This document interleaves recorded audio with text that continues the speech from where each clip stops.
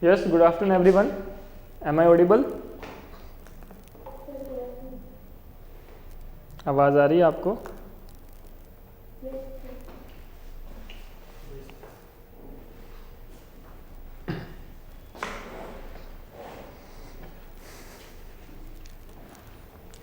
Last time जो हमने किया था लास्ट लेक्चर में, वहां तक क्लियर है सभी को?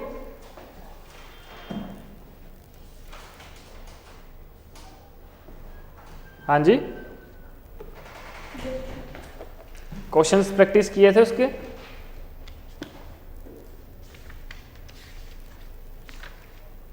यस,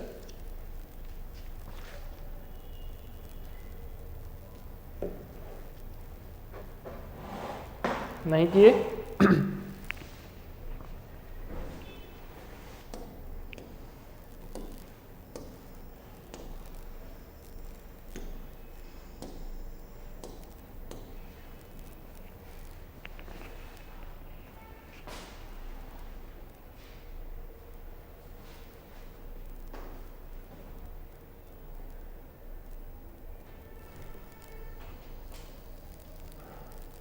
ठीक है, लास्ट हमने स्टार्ट किया था, we have done with average number system and last lecture में हमने शुरू किया था सिंपल इंटरेस्ट। ठीक है, तो सिंपल इंटरेस्ट में हमने जो उसका बेसिक कंसेप्ट थे वो हमने पढ़ लिए थे। आप रह गए, आज थोड़ा सा आगे का पढ़ेंगे, बट एक बार उसको रिवाइज कर लेते हैं। ठीक है, सिंपल इंटरेस्ट के बारे में जो जो हमने पढ़ा था, ठीक है, एक बार उसकी रिवीजन कर लेते हैं। ठीक है, तो हमने क्या पढ़ा था सिंपल इंटरेस्ट के बारे में? What do you mean by interest या सिंपल इंटरेस्ट? देखो, इसके बाद आप कंपाउंड इंटरेस्ट पढ़ोगे। ठीक है, तो कंपाउंड इंटरेस्ट को पढ़ने से पहले आपका ये फंडा क्लियर होना चाहिए कि सिंपल इंटरेस्ट क्या होता है। ठीक है, या सिंपल इंटरेस्ट क्या होता है। ठीक है, तो कोई बताएगा मेरे को? हाँ जी, स्नेहा।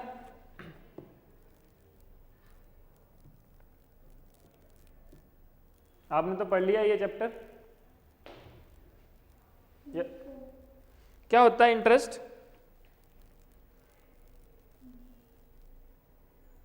हाँ जी,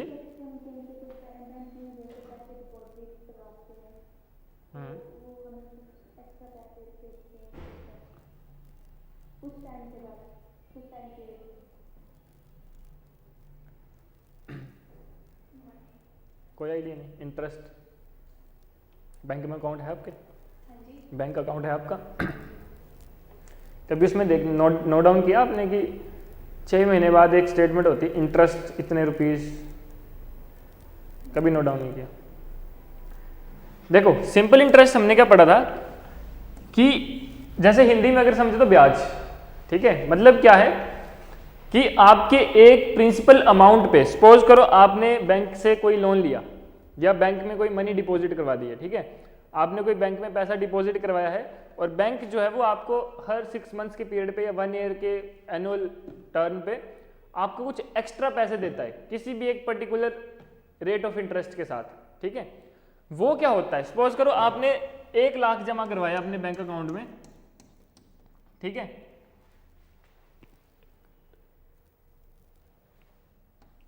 कम अमाउंट ले लो आप। ठीक है, सपोज करो आपने 10,000 रुपीज जो है वो अपने बैंक अकाउंट में डिपॉजिट करवाए हैं।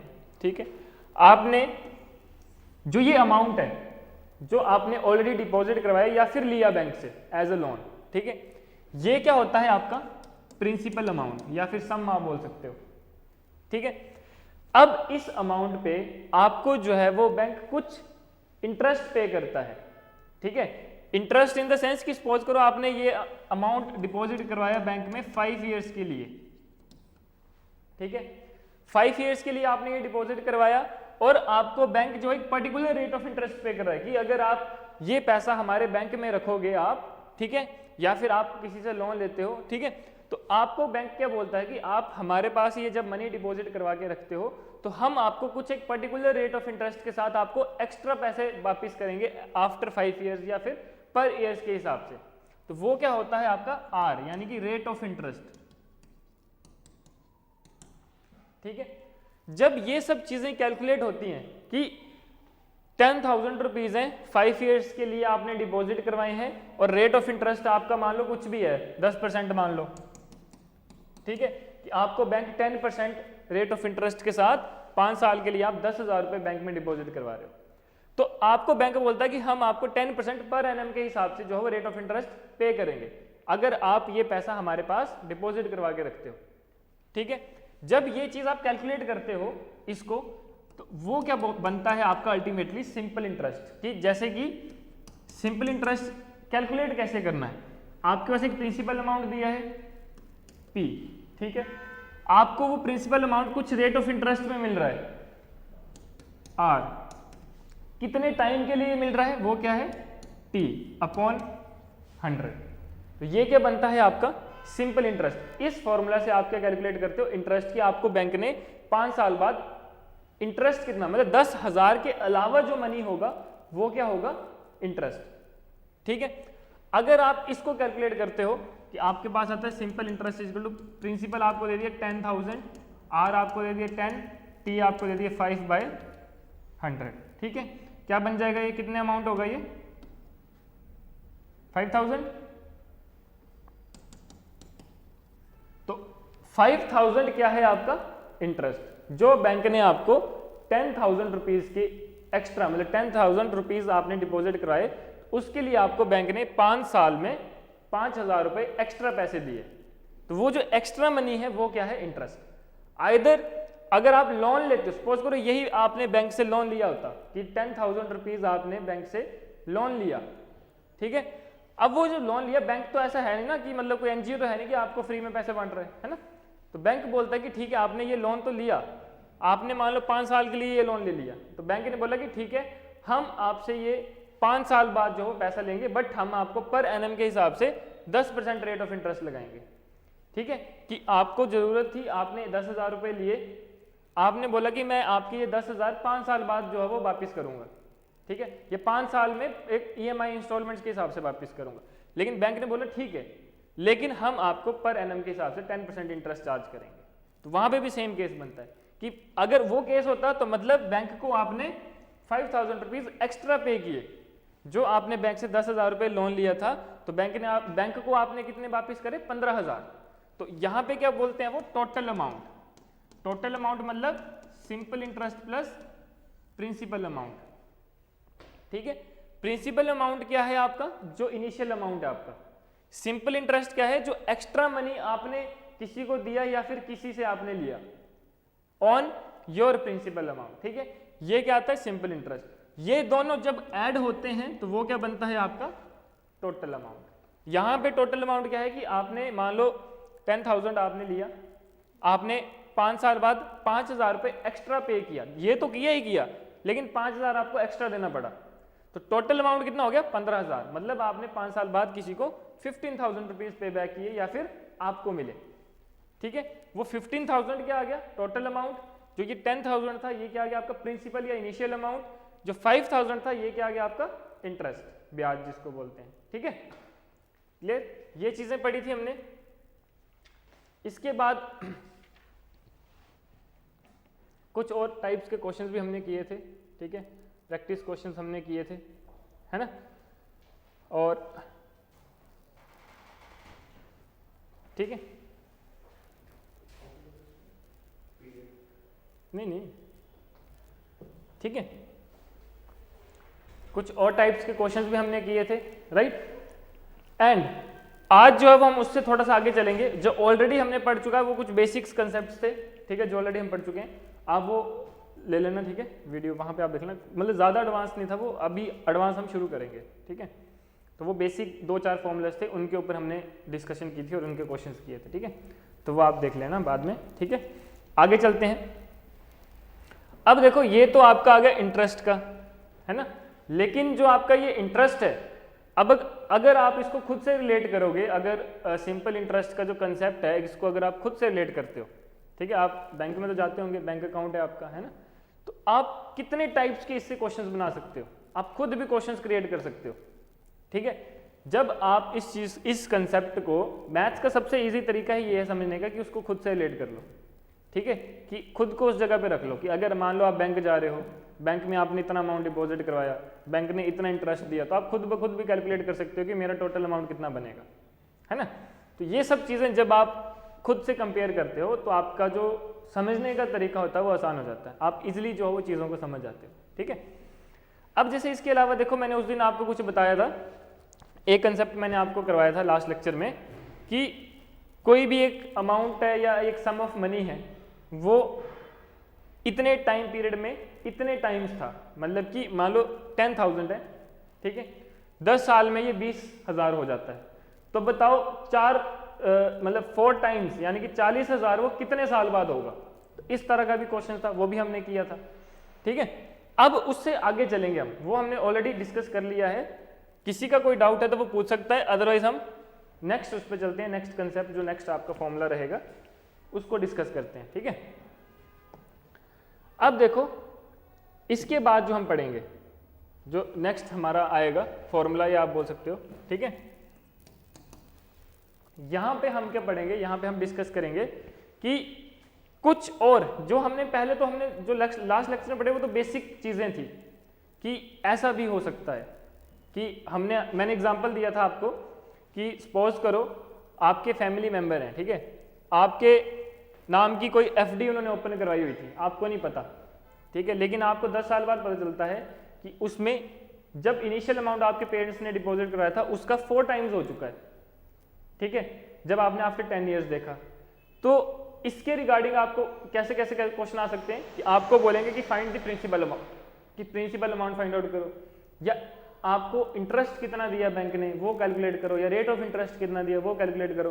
तो फॉर्मूला तो एक ही है, क्वेश्चंस आपकी वेरी कर सकते हैं, है ना, क्वेश्चंस की टाइप आपकी वेरी कर सकती है, वैसे ही कुछ और टाइप आज करेंगे।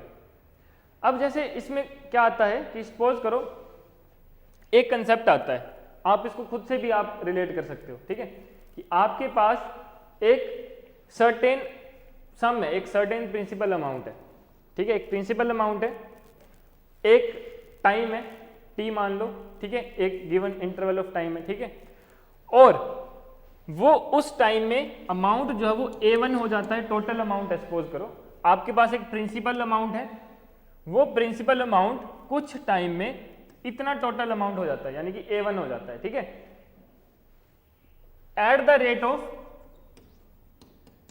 R1%, कि ये प्रिंसिपल अमाउंट कुछ टाइम बाद इतना अमाउंट बन जाता है इस रेट ऑफ इंटरेस्ट के। मान लो 10,000 रुपए हैं, 10,000 रुपए आपके 5 साल बाद 15,000 बन गए एट द रेट ऑफ 10%, मतलब इस तरह जैसे हम लास्ट में समझे उसको इसी तरह से समझ लो आप, ठीक है, कि एक प्रिंसिपल अमाउंट है, आपको नहीं पता कितना है, एक टाइम पीरियड है, टाइम पीरियड मान लो 4 साल 5 साल 10 साल, वो प्रिंसिपल अमाउंट 10 साल में इतना अमाउंट बन जाता है eight the rate of R1%, ठीक है, एंड सेम सम, मतलब कि यही अमाउंट मान लो एक अकाउंट आपका HDFC में है, एक अकाउंट आपका ICICI में है, ठीक है, एक आप हो एक आपका दोस्त है, आप दोनों ने बोला कि एक आपका मान लो HDFC में अकाउंट है और उस दोस्त का मान लो ICICI में अकाउंट है, ठीक है, आपने बोला कि हम लेते हैं 5,000 रुपीज, आप दोनों के पास 5-5 हज़ार रुपए थे, आपने क्या किया, अपने 5,000 रुपए HDFC में डिपॉजिट करवा दिए, उसने अपने 5,000 रुपए ICICI में डिपॉजिट करवा दिए, ठीक है। अब देखा कि HDFC जो है वो आपको 5% रेट ऑफ इंटरेस्ट दे रहा है, जो ICICI है वो आपको 10% रेट ऑफ इंटरेस्ट दे रहा है, ठीक है। अब क्या हुआ कि यही सेम अमाउंट सेम टाइम में T1, ठीक है, same time same principal amount, बस चेंज क्या हो गया, रेट ऑफ इंटरेस्ट, ठीक है, R चेंज हो गया, R जब चेंज हुआ तो जो आपको टोटल अमाउंट आएगा वो भी चेंज होगा, है ना, क्योंकि यहां पे आपको प्रॉफिट 5% का हो रहा है, यहां पे आपको प्रॉफिट 10% का हो रहा है, मतलब आपको जो इंटरेस्ट मिलेगा वो यहाँ पे 5% के हिसाब से मिलेगा, यहाँ पे 10% के हिसाब से मिलेगा, तो बेनिफिट है, ठीक है। अब आपको क्या बोला है, इनमें से क्या हो सकता है, अब आपको बोला है कि प्रिंसिपल अमाउंट बताओ कि आप दोनों के पास, ये तो मैंने एग्जांपल ले लिया कि आपका सपोज करो 5,000 रुपए है, लेकिन यहाँ पे सपोज करो P है, ठीक है, तो आपको क्वेश्चन क्या आ सकता है कि अब बताओ कि आप दोनों ने प्रिंसिपल अमाउंट कितना सिलेक्ट किया था कि जब वो 5 साल बाद उसका इतना अमाउंट बनता है और उसका इतना अमाउंट बनता है इस रेट ऑफ इंटरेस्ट के साथ। ठीक है, ये एक कंसेप्ट आपका आता है। ऑब्वियसली ऐसा तो आपका होता ही है। मान लो घर में आपके 3 जगह बैंक अकाउंट है, 3 अलग अलग बैंक्स में अकाउंट है ना। हर एक बैंक का अपना रेट ऑफ इंटरेस्ट होता है, कोई 5% देता है, कोई 6% देता है, कोई 6.5% देता है ना। तो जब आपने एक इनिशियल अमाउंट दोनों बैंक्स में सेम डिपॉजिट करवाया और जब आप 1 साल बाद देखते हो तो एक में मान लो 100 रुपये एक्स्ट्रा मिला होता है, दूसरे में मान लो 150 रुपये एक्स्ट्रा मिला होता है ना। वही कंसेप्ट ये है। जब आप इस कंसेप्ट को खुद से रिलेट करोगे तो इजीली समझ आ जाएगा। ठीक है, क्या था, एक प्रिंसिपल अमाउंट था, आपने सपोज करो 1 साल बाद देखा आपके एक अकाउंट में इतने रुपए हो चुके थे, एक अकाउंट में इतने रुपए हो चुके थे, क्योंकि वो बैंक इतना रेट ऑफ इंटरेस्ट के साथ आपको दे रहा था और ये वाला बैंक इतना रेट ऑफ इंटरेस्ट के साथ दे रहा था। ठीक है, लेकिन आप भूल गए कि मैंने इनिशियल अमाउंट कितना जमा करवाया था, तो आप कैलकुलेट कर सकते हो टी। ठीक है, वैसे ही अगर आपको टी कैलकुलेट करना है कि कितने टाइम पीरियड में, उस केस में क्या होगा, आपको प्रिंसिपल अमाउंट भी निकालना पड़ेगा, फिर टाइम पीरियड निकाल लोगे, है ना। अब इसका एक क्वेश्चन करते हैं और वो क्वेश्चन मैं आपको कंसेप्चुअल मेथड से भी करवाऊंगा, शॉर्ट ट्रिक से भी करवाऊंगा। ठीक है, कि शॉर्ट ट्रिक से आपने कैसे करना है और कंसेप्चुअल मेथड से आपने कैसे करना है। ठीक है,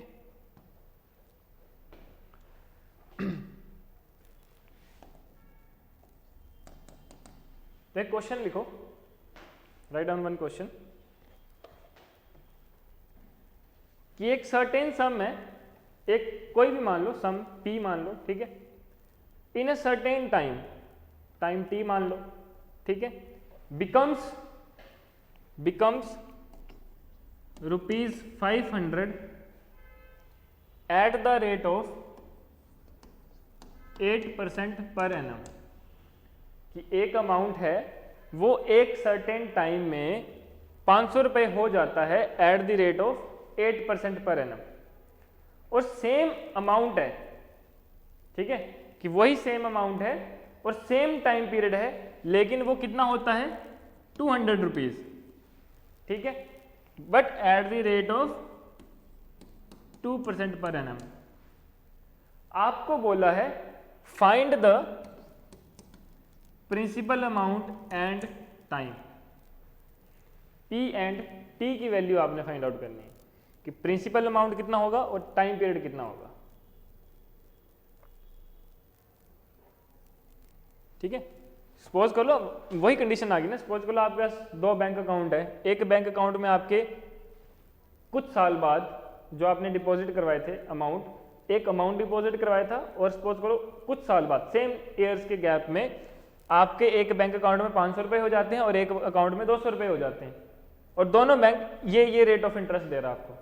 तो आपने क्या कैलकुलेट करना है कि प्रिंसिपल अमाउंट कितना होगा।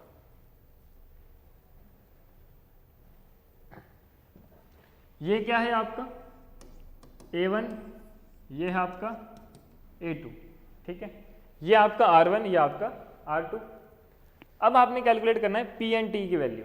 प्रिंसिपल अमाउंट कितना आपने इनिशियली सिलेक्ट किया था कि एक बैंक अकाउंट में इतने रुपए होंगे और एक में इतने होंगे, बताओ।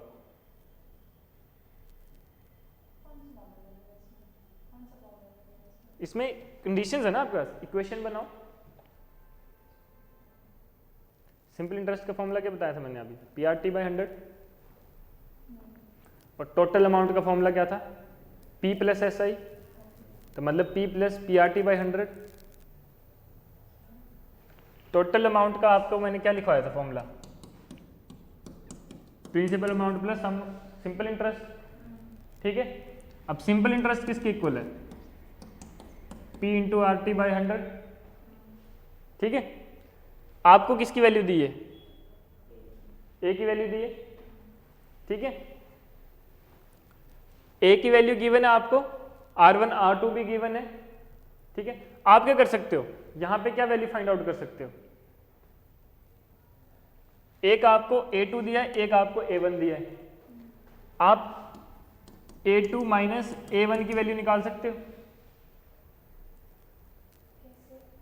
एक अमाउंट आपका 500 रुपये है, एक अमाउंट आपका 200 रुपये, ठीक है। सो A1 कर लो, A1 बड़ा है ना, तो A1 माइनस A2। यहाँ से आपको अमाउंट की वैल्यू गिवन है ना, अमाउंट गिवन है, बट अमाउंट किसके इक्वल होता है, प्रिंसिपल प्लस सिंपल इंटरेस्ट, तो यानी कि amount is equal to P plus P into RT by 100, ये आ गया। A1 मान लो उसको, ठीक है। अब A1 की वैल्यू कितनी गिवन है, 500, लिख लो यहाँ पे 500 इज इक्वल्स टू P, आपको नहीं पता कितना है क्योंकि आपने तो ये फाइंड आउट करना है, तो P प्लस P इंटू, अब R1 कितना है 8, T कितना है वो भी आपने फाइंड आउट करना है, अपॉन 100। ये फर्स्ट इक्वेशन आ गई। सेकंड इक्वेशन क्या आएगी, अब A2 कितना है 200 इज इक्वल्स टू P तो सेम है तो ये भी P रहेगा, प्लस P इंटू, अब R चेंज है, R कितना है, T भी सेम है, बाय 100, ये सेकंड इक्वेशन होगी।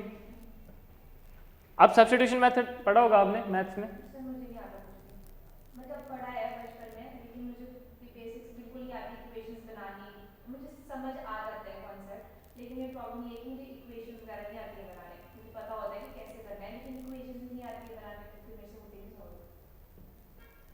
ये इक्वेशन लगी पता कैसे कैसे बनी, ये अब मेरे को समझ में आ गई कि कहाँ से आया, बस अब मुझे पता नहीं चलेगा कि सॉल्व कैसे करना है इसको। आप ऐसा नहीं कर सकते इस इक्वेशन को इस इक्वेशन के साथ सॉल्व करना हो, वो नहीं आता मुझे। जैसे सपोज करो आपको इक्वेशन दी है 4x plus 2y is equal to 10, एक इक्वेशन दी है 3x plus 2y is equal to 9, और आपको बोला कि find the value of x and y।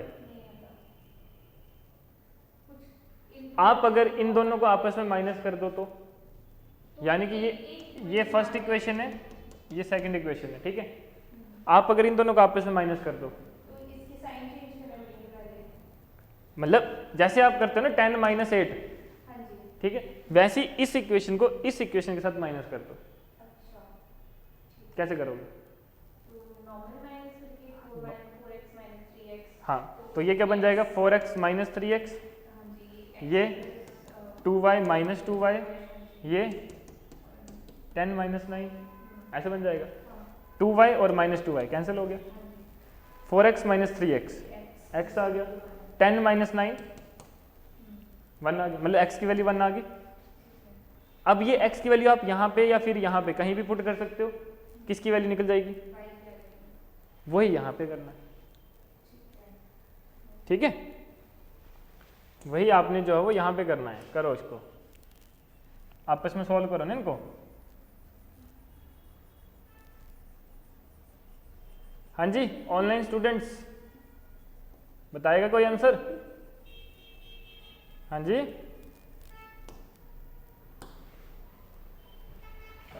Yes, हाँ जी,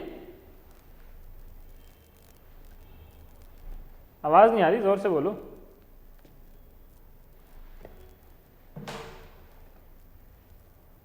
यस,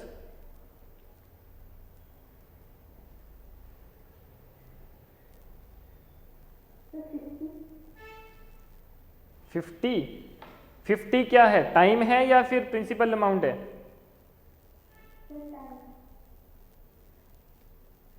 ठीक है, मतलब 50 ईयर्स आपका टाइम आ गया, ठीक है। और प्रिंसिपल अमाउंट कितना है,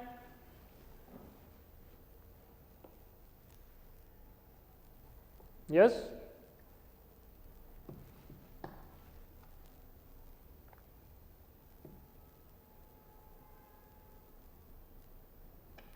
हाँ जी, प्रिंसिपल अमाउंट बताओ।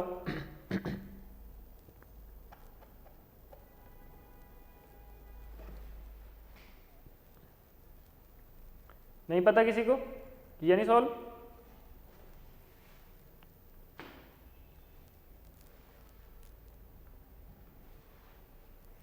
अगर आप इन दोनों को आपस में सॉल्व करते हो, मान लो दोनों इक्वेशन को आपने आपस में माइनस कर दिया, तो ये क्या बन जाएगा 500 माइनस 200,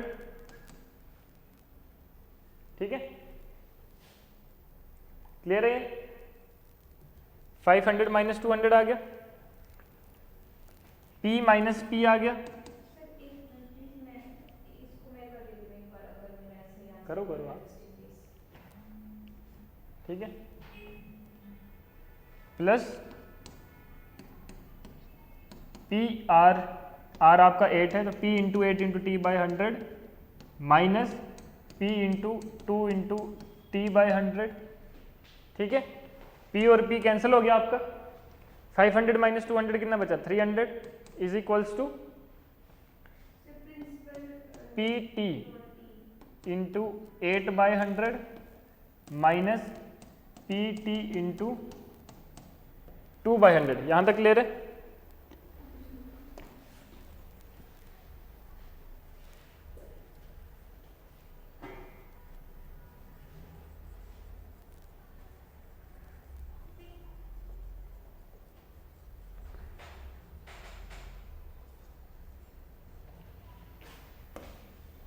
ठीक है, क्या बन जाएगा ये 300 इज इक्वल्स टू, एलसीएम ले लो, अब एलसीएम आता लेने, ठीक है, क्या आ जाएगा एलसीएम नीचे 100 और ऊपर क्या बन जाएगा 8 P T minus 2 P T,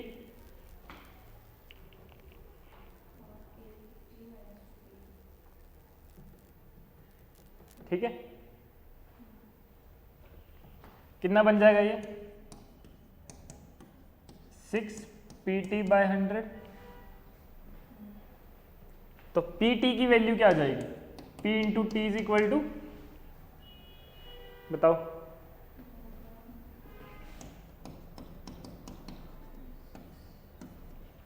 तो p इंटू टी क्या आ जाएगा, हाँ जी 5000, p इंटू टी क्या निकल गया 5000, ठीक है, 5000 आ गया आपका। अब देखो सिंपल इंटरेस्ट क्या है, दोबारा से आप सिंपल इंटरेस्ट का फॉर्मूला लगा लो। सिंपल इंटरेस्ट क्या होता है, P into R into T by 100, ठीक है। यहां से आप क्या कैलकुलेट कर सकते हो, सिंपल इंटरेस्ट कैलकुलेट कर सकते हो, आर कोई भी ले लो, प्रिंसिपल और टाइम तो सेम है, दोनों केसेस के लिए सेम था। आर आप चाहे 8 वाला ले लो चाहे 2 वाला ले लो, तो आपके पास सिंपल इंटरेस्ट मान लो अगर आप 8% के लिए लेते हो तो सिंपल इंटरेस्ट क्या आएगा, अब देखो P मल्टीप्लाई बाई टी क्या वैल्यू है 5000, ठीक है, इंटू 8 बाय 100, तो यहां से क्या निकल जाएगा सिंपल इंटरेस्ट, बताओ कितना आएगा,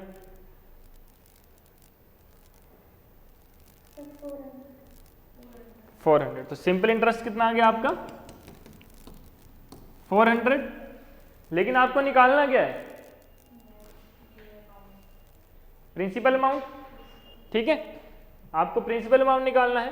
तो आपका सिंपल इंटरेस्ट 400 है और 8% वाले के लिए टोटल अमाउंट कितना था 500, जो 8% वाला था आपका रेट ऑफ इंटरेस्ट उसमें टोटल अमाउंट कितना था 500, ठीक है, और 8% के लिए सिंपल इंटरेस्ट कितना निकला 400। तो आपको पता है कि टोटल अमाउंट किसके इक्वल होता है, total amount is equal to P plus S I. तो टोटल अमाउंट आपका दिया है 500, पी प्लस सिंपल इंटरेस्ट कितना निकला 400, तो प्रिंसिपल अमाउंट कितना निकल जाएगा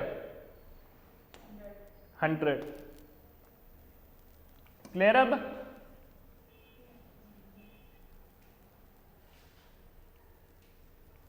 हाँ जी,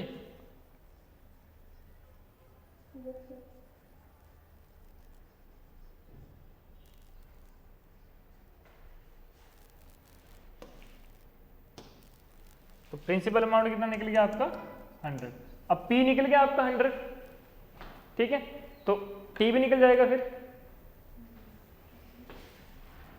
P इंटू टी क्या था 5000 था, P इंटू टी की वैल्यू क्या थी 5000 थी, और P कितना है 100, तो 100 into T is equal to 5000, तो T की वैल्यू कितनी आ गई 50 years.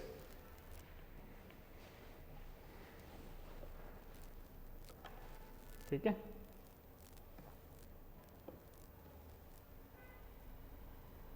Yes online students, clear अब,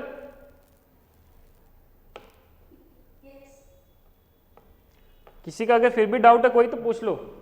हाँ जी, क्या नाम है आपका, कृतिका क्लियर? आप ऑनलाइन भी थे क्या पहले? अच्छा, एक थी ऑनलाइन पहले, ठीक है।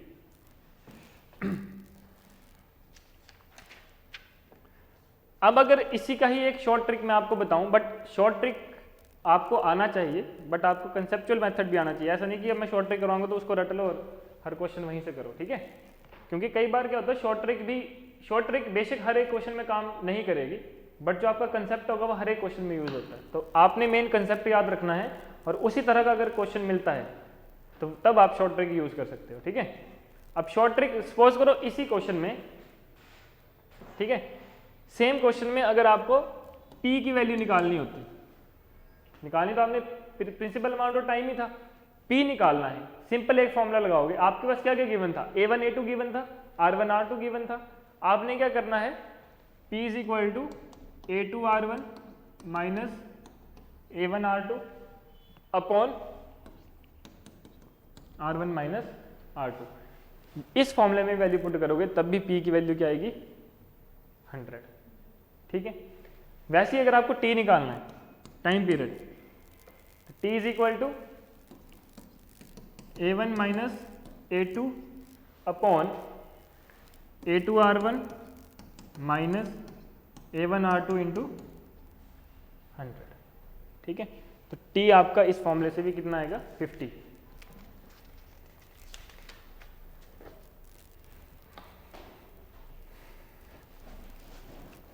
क्लियर?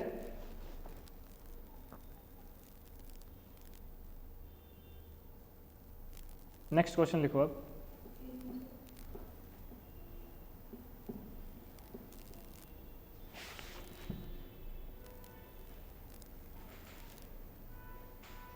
ठीक है, नेक्स्ट क्वेश्चन है। कंसेप्ट क्लियर है ये वाला?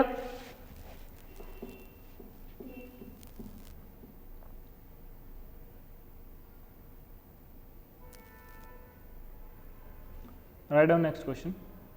आपका क्वेश्चन है a certain some at a certain rate.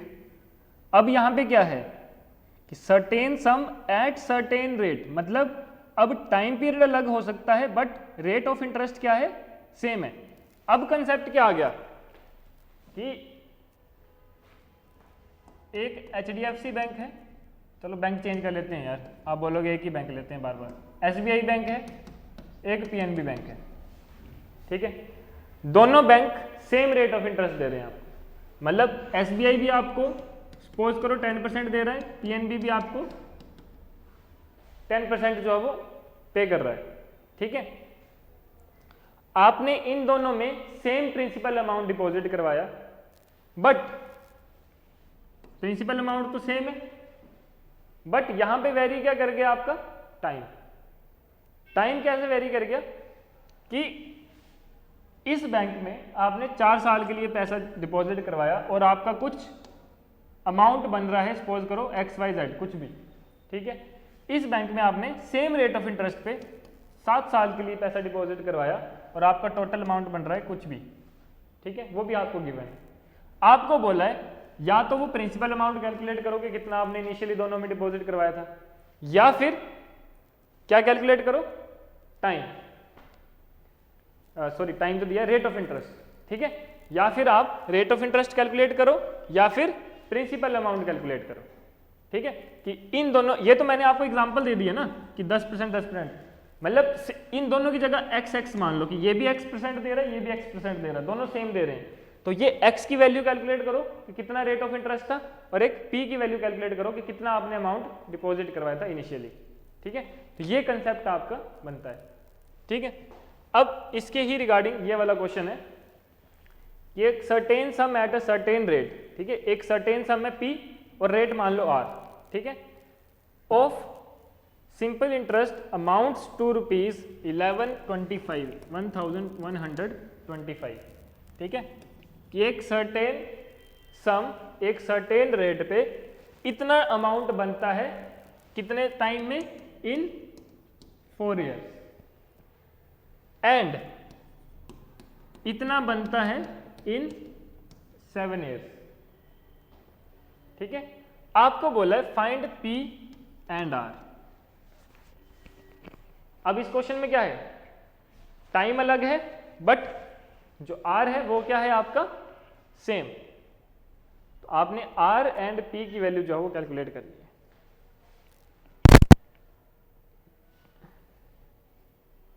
करो।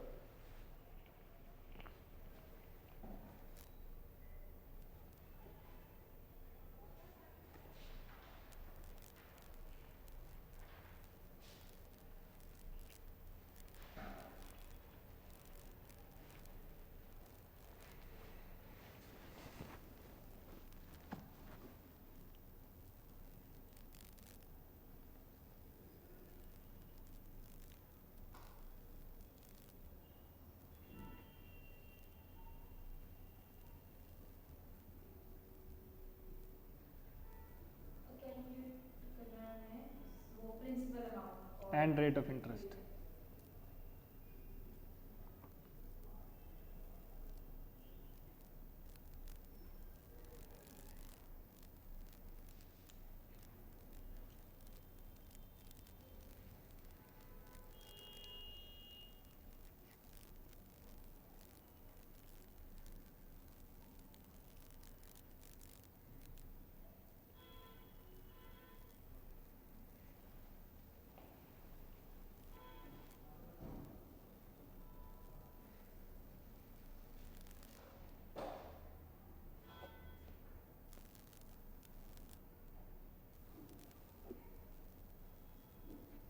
हाँ जी, ऑनलाइन स्टूडेंट्स बताइए आंसर।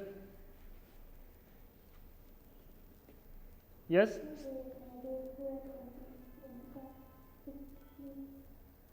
आवाज़ नहीं आ रही आपकी, ज़ोर से बोलो, क्या बोल रहे हो? हाँ जी स्नेहा। रेट 25 नहीं, प्रिंसिपल अमाउंट कितना निकला आपका?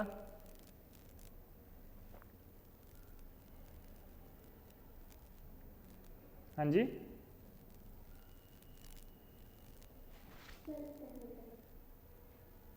यस मोनिका, लक्षित,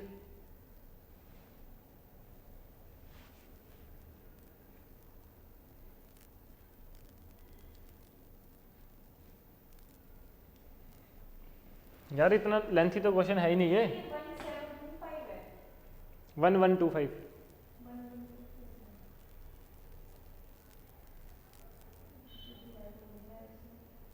अच्छा ये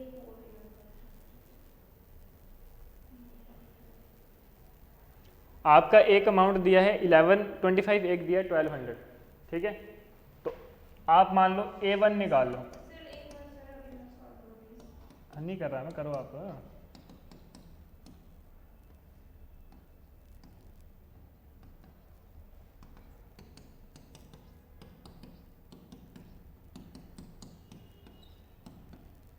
ये लग जाएगा यहाँ पे। A1 भी दिया हुआ है आपको, A2 भी दिया है और T1 भी गिवन है और T2 भी गिवन है, ठीक है? आपने क्या निकालना है? P and R।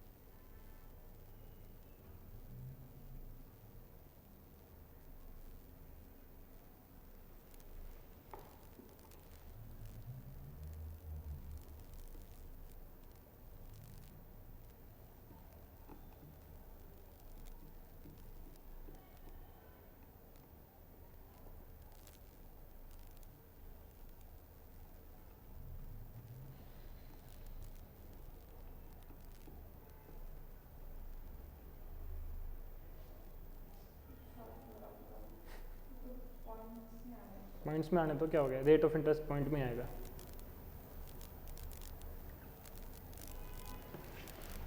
देखो A1 आपका दिया है 1125 is equal to P plus, आप देखो ना ये P प्लस SI यही इज इक्वल टू अमाउंट होता है, तो आपने इसको ओपन कर दिया जैसे आपने पिछले लास्ट क्वेश्चन में किया था।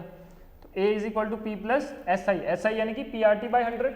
अब यहाँ पे P भी सेम है, R भी सेम है, लेकिन T क्या है आपका 4 बाई 100।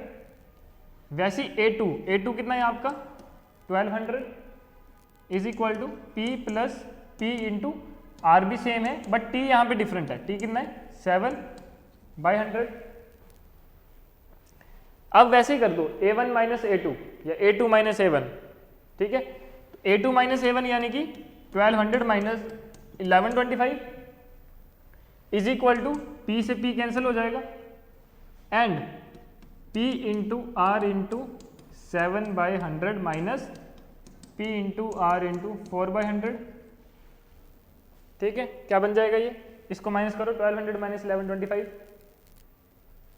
75 इज इक्वल्स टू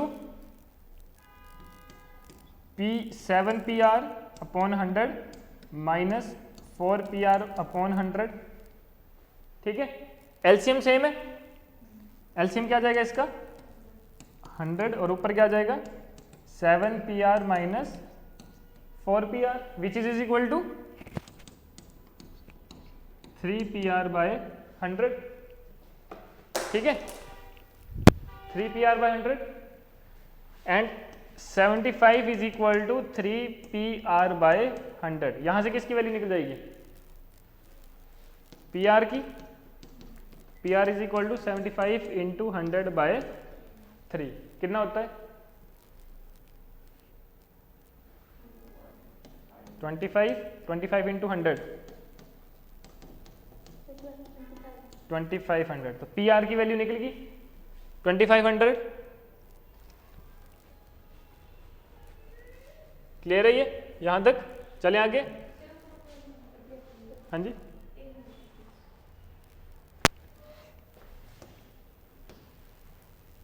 ठीक है, PR की वैल्यू आ गई 2500, ठीक है। अब कोई भी एक मान लो फर्स्ट वाला ले लो आप, ठीक है।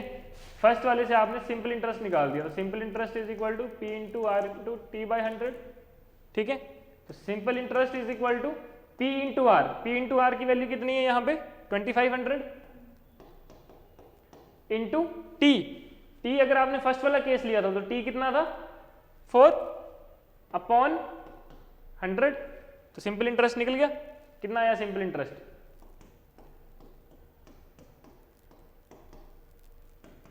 100, ठीक है।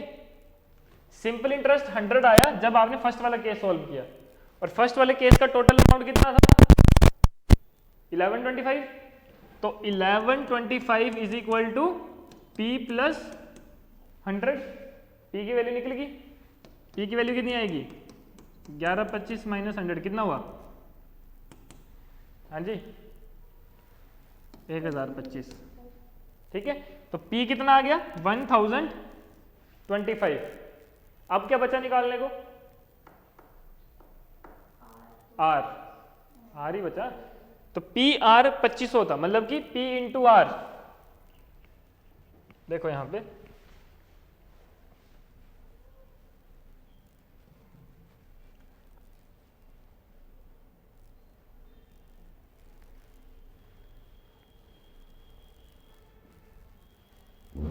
ठीक है। आपको गिवन है, मतलब आपने सॉल्व किया PR इज इक्वल टू 2500 और P की वैल्यू आपने कितनी निकाली 1025। यहाँ पे R इज इक्वल टू क्या आ जाएगा 2500 अपॉन 1025। तो बताओ R की वैल्यू कितनी आएगी,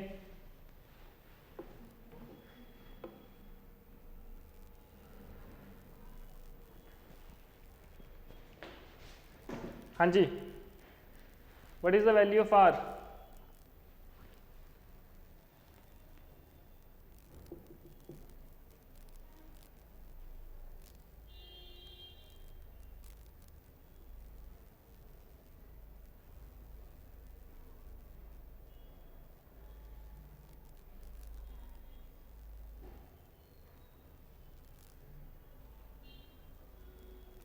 डिवाइड ही तो करना है यार, इतना टाइम है। 2.4, ठीक है।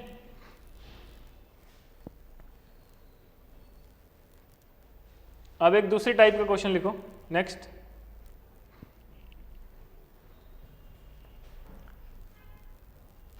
आपको बोला है, देखो आपने इक्वेशन को समझना है, जो आपको क्वेश्चन में दी है ना स्टेटमेंट, उसको स्मॉल पार्ट्स में डिवाइड कर दो, उसको अंडरस्टैंड करो कि आपको गिवन क्या है और आपको निकालना क्या है। उस हिसाब से जब आप इक्वेशंस को बनाओगे तो आप इजीली क्वेश्चन सॉल्व कर लोगे, ठीक है। अब ये क्वेश्चन है the simple interest on a certain sum of money.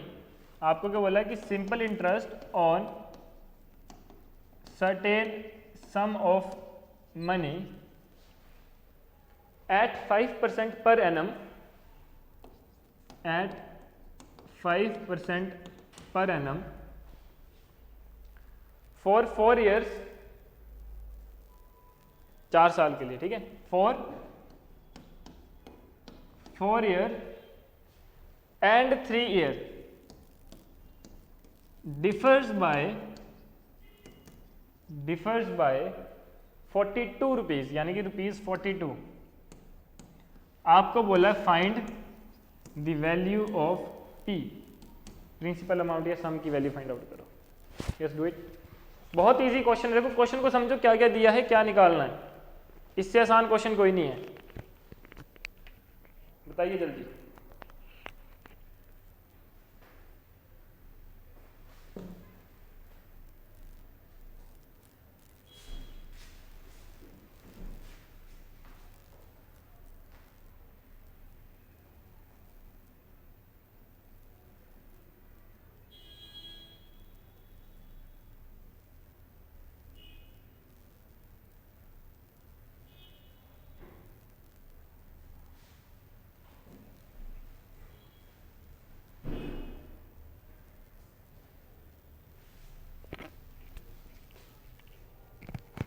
क्या इक्वेशन बनेगी?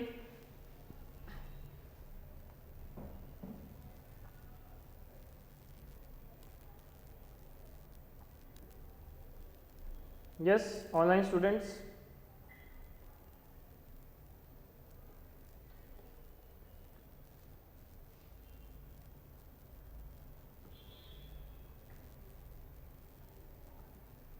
क्वेश्चन बनाओ ना।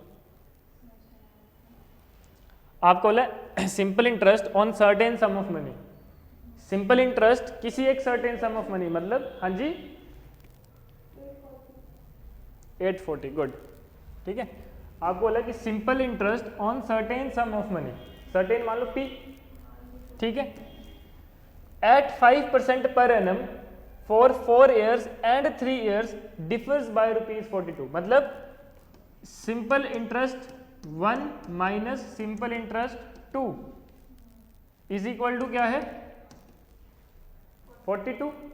अब सिंपल इंटरेस्ट 1 क्या है, प्रिंसिपल सेम है, दोनों का प्रिंसिपल सेम है, चेंज क्या है ईयर्स, आर भी सेम है, तो P इंटू आर कितना है 5, T1 कितना है 4/100, और सिंपल इंटरेस्ट 2 इसमें भी P सेम है, R सेम है, बट T कितना है 3/100 इज इक्वल टू 42। बस ये इक्वेशन बननी थी और P की वैल्यू आ जानी थी।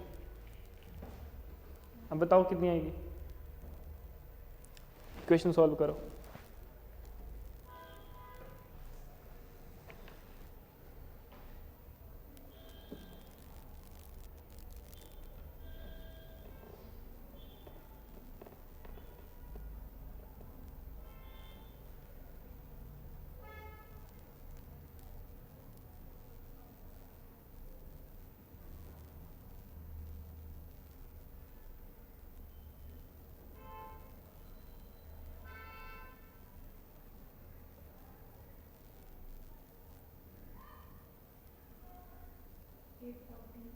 एट 40, ठीक है। यस ऑनलाइन स्टूडेंट सभी का कंप्लीट है क्वेश्चन, ठीक है। देखो इसी क्वेश्चन में भी चेंजिंग हो सकती है, कैसे कि आपको टाइम सेम दे दिया जाए और आर अलग अलग दे दिया जाए, सेम क्वेश्चन आ सकता है ना, आर अलग अलग हो सकता है, बट टाइम सेम हो सकता है, या फिर और कैसे चेंज हो सकता है, सब कुछ सेम है, पी अलग हो सकता है। ठीक है, तो कोई भी एक वैल्यू आपको निकालने को आ सकती है। तो देखो फॉर्मूला वही है, क्वेश्चन की टाइप्स कैसे भी हो सकती है, कैसे भी वैरायटीज ऑफ क्वेश्चन हो सकते हैं आपके। ठीक है, तो एक लास्ट क्वेश्चन लिखो, फिर उसके बाद आपका नेक्स्ट लेक्चर है। ठीक है, क्वेश्चन है simple interest for a sum of rupees 1550 for 2 years is rupees 20 more than the simple interest for, ठीक है, is rupees 20 more than the simple interest for rupees 1450 for the same duration, for same time या same duration। ठीक है, find the rate of interest, आपने क्या value निकालनी है, are की। फाइंड रेट ऑफ इंटरेस्ट, बहुत इजी क्वेश्चन है। देखो क्वेश्चन को समझो, स्टेटमेंट को समझो, फिर इक्वेशन बनाओ, फिर आप सॉल्व करो।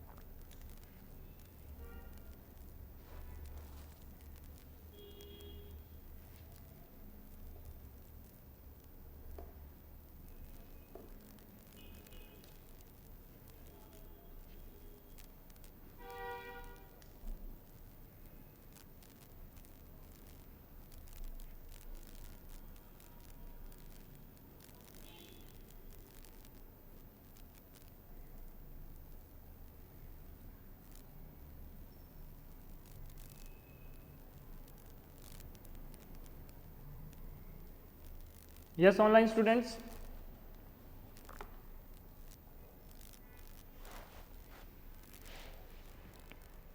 बताओ यार, यहां पे आपको क्या क्या गिवन है। आपको देखो P1 भी गिवन है, P2 भी गिवन है। ठीक है, और सेम ड्यूरेशन मतलब टाइम सेम है 2 इयर्स। ठीक है, और आपको बोला कि simple interest for 2 year is rupees 20 more than the simple interest for 1450। ठीक है, तो मतलब इक्वेशन क्या बनेगी आपकी कि SI1 is equal to 20 plus SI2। आपको बोला कि सिंपल इंटरेस्ट जो फर्स्ट ईयर के लिए, फर्स्ट इसके लिए केस के लिए वो कितना है 20 रुपीज ज्यादा है, जो सिंपल इंटरेस्ट सेकंड वाला है, सेकंड अमाउंट है उस पे। तो आपका सिंपल इंटरेस्ट 1 मतलब P1 यानी कि 1550 मल्टीप्लाई बाय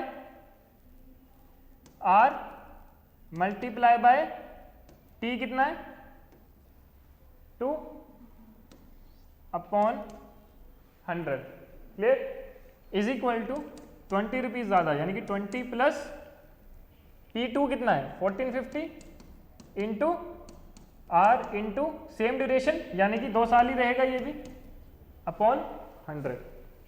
क्लियर, ये क्लियर है। अब इस इक्वेशन को आपने सॉल्व कर देना है, करो इसको।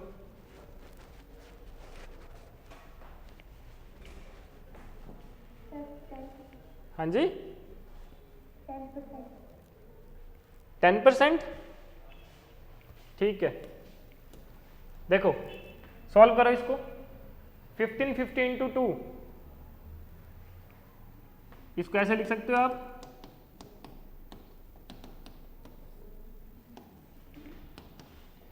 ये अगर पूरा इस साइड आ जाए तो माइनस हो जाएगा, एलसीएम सेम है 100, यहाँ क्या लग जाएगा minus 1450 into 2 into R upon 100 is equal to 20। Clear है ये? सॉल्व करो अब इसको, कितना होता है 1550 minus 1450, 100, 100 into 2, 200 R upon 100 is equal to 20। तो कितना आ जाएगा ये 2r इज इक्वल टू 20, तो r इज इक्वल टू 10%। यही आपने फाइंड आउट करना था। Clear? Yes online students, clear है सभी को क्वेश्चन ये वाला? ओके ठीक है। अब कुछ और हमारे पास वैरायटीज ऑफ क्वेश्चंस हैं, 2-3 टाइप के क्वेश्चन बचे हैं, साथ में इंस्टॉलमेंट्स हैं कि अगर आपको इंस्टॉलमेंट्स कैलकुलेट करने के लिए आए, जो आप ईएमआईज हैं, लोन आप पे करते हो ईएमआईज में, तो वो ईएमआईज आपको कैलकुलेट करने के लिए आए, तो वो क्वेश्चन भी यहाँ पे हम करेंगे, बट अभी तो टाइम हो गया है तो कल करेंगे, ठीक है। तो आपको पीडीएफ शेयर कर दी जाएगी, आप उसके क्वेश्चंस को जो प्रैक्टिस करें, ठीक है। जो भी डाउट होगा वो आप मेरे को पूछ सकते हैं, मैं आपका वो डाउट क्लियर कर दूंगा, ठीक है। So will meet tomorrow, thank you, जय हिंद।